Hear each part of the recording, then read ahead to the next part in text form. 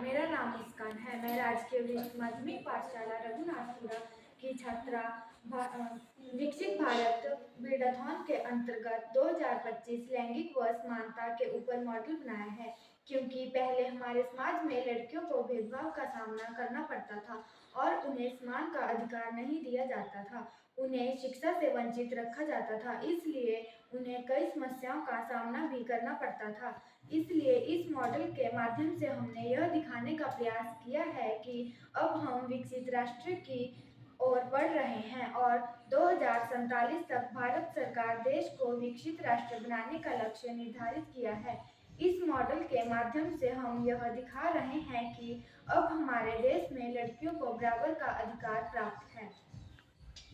यहाँ पर हमने बताया है कि जैसे पहले कुछ ही लड़कियों को विद्यालय भेजा जाता था और कुछ ही लड़कियों को शिक्षा प्राप्त होती थी।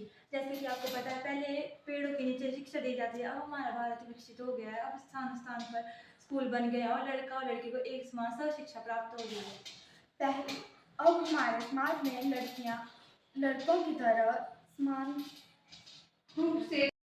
समान रूप से कार्य करती है और ऑफिस जाकर बराबर का कार्य कर एक समान वेतन प्राप्त करती है। और पहले लड़कियों के साथ भेदभाव किया जाता था। अब लड़कियां लड़कों से आगे बढ़ रही हैं और लड़कियां शिक्षा प्राप्त कर रही हैं, अध्यापक लग रही हैं, सेना में भर्ती हो रही है और सभी जगह उच्च पद प्राप्त कर रही है।